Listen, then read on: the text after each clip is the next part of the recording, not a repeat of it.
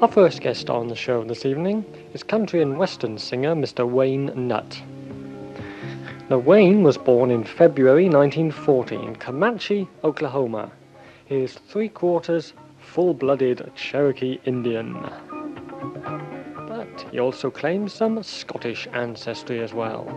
Now, Wayne, apart from being a country and western singer, has worked for many a year in the oil fields all around the world.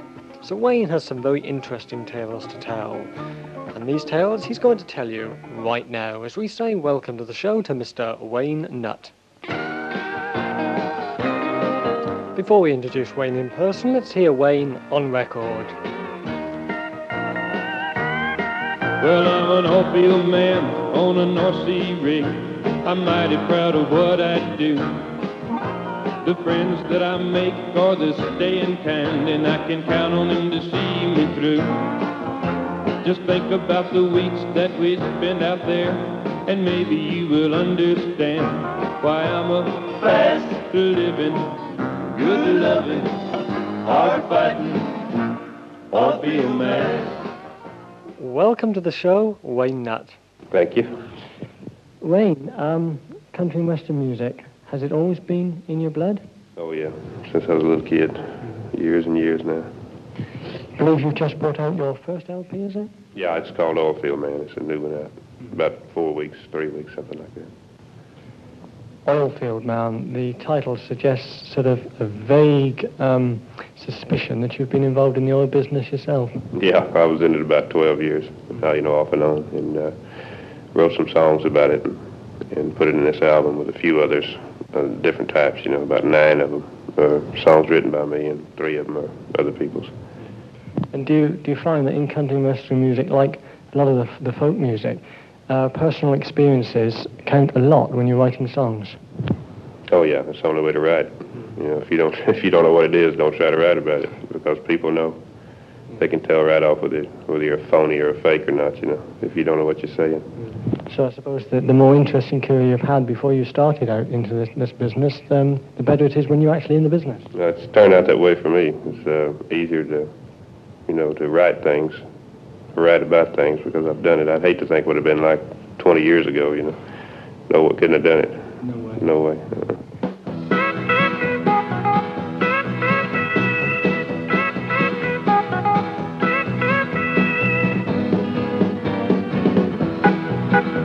Well, I get up in the morning before the sun comes around.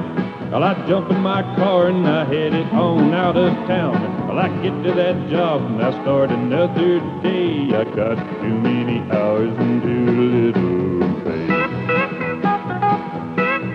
I got them getting up and waking up them hard working blues. It says on this little leaflet here, in fact, that you're born in Comanche, Oklahoma, and that you're three-quarters Cherokee Indian. That's right. Yeah, Dad was on his way to Texas trying to get there and just didn't quite make it.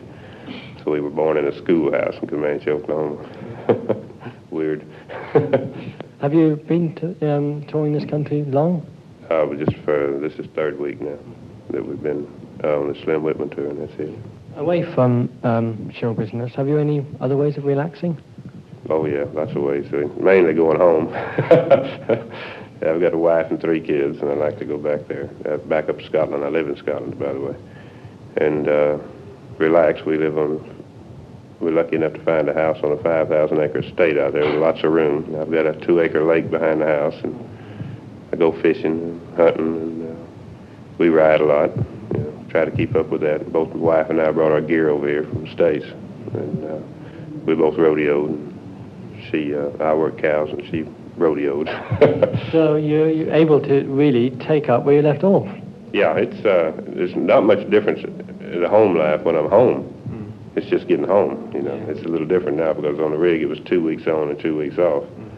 But this way it's on and off whenever you can. It's not very good, but it's not really bad either.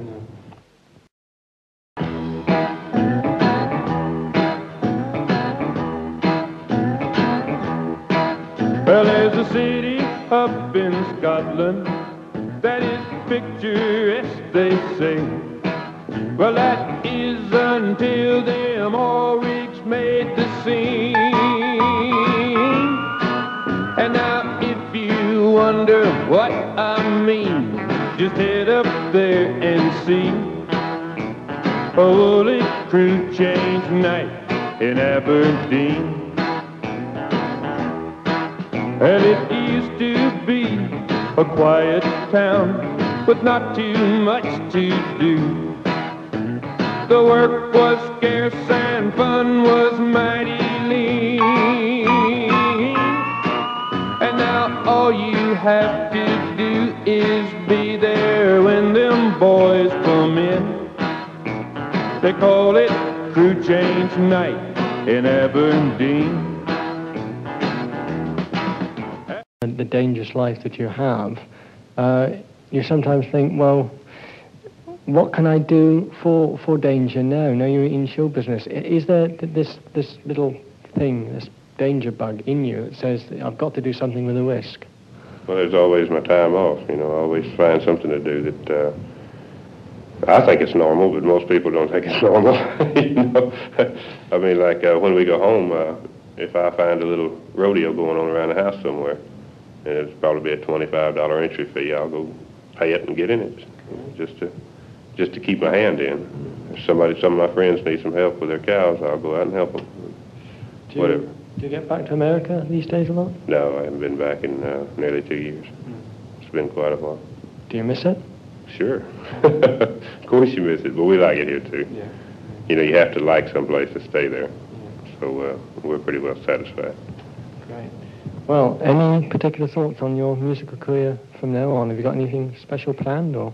Yeah, I understand that there's been more tours arranged and club dates, and then they're talking about a trip home to do a tour for this album, and then there's another album coming up in about 2 months. So it's going to be pretty busy. And which record label are you on? CBS Records. CBS. Yeah. I had a feeling you were somewhere. The man from CBS behind me.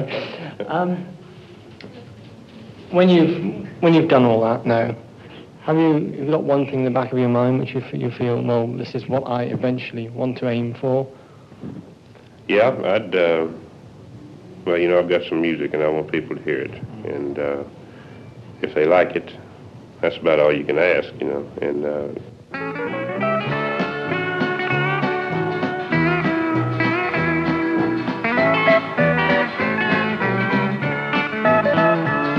I bummed around the oil fields and I spent some time in jail. I drove a truck and rodeoed a lot. Well, I guess by social standards you could probably say I failed, especially if you add up what I've got. But I roamed the Rocky Mountains on an Appaloosa mare. The oil field helped me see most of the world. And I've walked away from women 'cause I didn't give a care, just trying to find that extra special girl. And I'm looking for a way to tell the world just how I feel. But like most things, it can't be done with ease.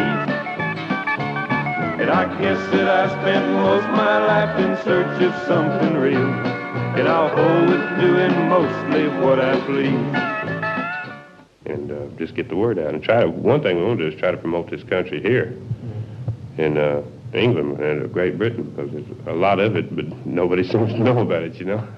They don't call country here. They call it middle of the road or something like that. Well, oh, no, wait a minute. I had a man tell me the other day that Tammy Wynette was not country. I couldn't believe my ears. She's about as country. She's a queen of country music. Really something now. Yeah, well, again, living up in Scotland, you've got such a tradition of their own, in their own music. I suppose you must find it difficult up there to get yourself recognised. No, as a matter of fact, it's just the opposite. Good grief. Those people are country orientated up there. Yeah. Here they are not. Yeah. It's going to take something to get it going here, but there's more country music people up there, buyers up there, and listeners up there than there are down here. And that proof of the pudding, and that's an old boy that sings country that's a Scotsman, and he sold 3 million albums that I know of for sure. Yeah. You know, and there's no one can say that down here. Yeah. Not even the ones from America can say that. Here, except maybe Slim. Yeah. And that's and a few others like that, but that's about it. Yeah.